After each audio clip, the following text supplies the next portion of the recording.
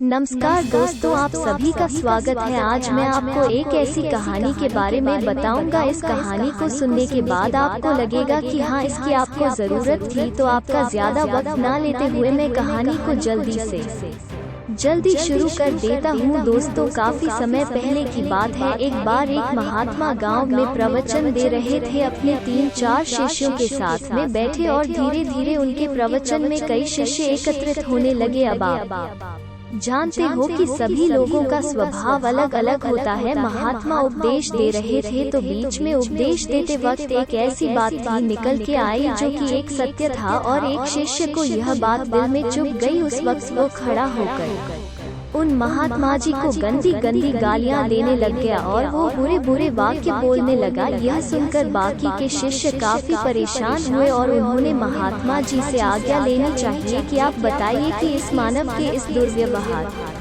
से अगर आपको परेशानी हुई है तो हम इसको मजा चखाते हैं। लेकिन महात्मा ने कहा कि आपको कुछ करने की जरूरत नहीं है, जो होगा वो आप देख लेना। दोस्तों, हुआ कुछ कि 2 से 3 घंटे बाद भी उस आदमी का गुस्सा चरम पर था, और जैसे ही वो घर पहुंचा उसके मन में उस वक्त यह ख्याल आ रहा था कि महात्मा जी अपने आप को समझते क्या है, वो इस तरीके से कैसे कह सकते हैं। तो धीरे धीरे जब वक्त गुजरता गया उसका गुस्सा शांत होता गया, तो उसको बाद में यह अपनी गलती का एहसास हुआ, और जब सुबह उठा तो वो पूरी तरह से बदल चुका था और वो उनसे क्षमा याचना करने के लिए गया। और जब वहाँ गया तो वहाँ महात्मा वहाँ नहीं थे, वो दूसरे गांव में चले गए, लेकिन संदेश अच्छा देकर गए। इस कहानी में हमें यह देखने को मिलता है कि अगर लोग आपसे कुछ कहते हैं और आप उनको रिप्लाई नहीं करते तो इसका मतलब यह है कि उनकी बात पर ध्यान नहीं दिया। आपके पास इतना फालतू समय नहीं कि आप लोगों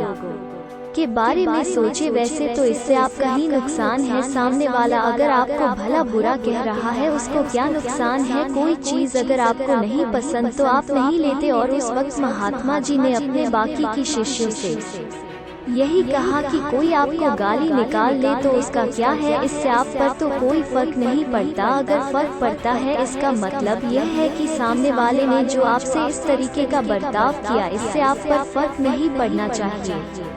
आशा करता हूँ कि इससे आपको काफी कुछ सीखने को मिला होगा। तो अगर आपको यह कहानी अच्छी लगी हो तो आप इसे बाकी के दोस्तों के साथ भी शेयर करिए, अच्छा लगता है। और अगर इसमें कोई कमियां हैं तो आप मुझे फीडबैक जरूर दीजिए। मैं वक्त के साथ साथ अपनी सारी कमियों को दूर करता हूँ, क्योंकि मेरा यह मानना है कि कोई भी चीज कभी भी परफेक्ट नहीं होती है। और अगर आप चाहते हो कि मैं इससे भी बेहतर कंटेंट आपके लिए लाऊं तो बस आपको सिर्फ इसको शेयर करना है और मुझे फीडबैक देना है। आपकी सलाहों को हम खुले दिल से अमल करते हैं। तो अपना ख्याल रखिएगा दोस्तों, और बहुत ही जल्द एक नई कहानी के साथ आपसे मुलाकात होगी। तब तक के लिए अपना ख्याल रखें, सुरक्षित रहें। फाइनली आपका कीमती समय देने के लिए दिल से शुक्रिया।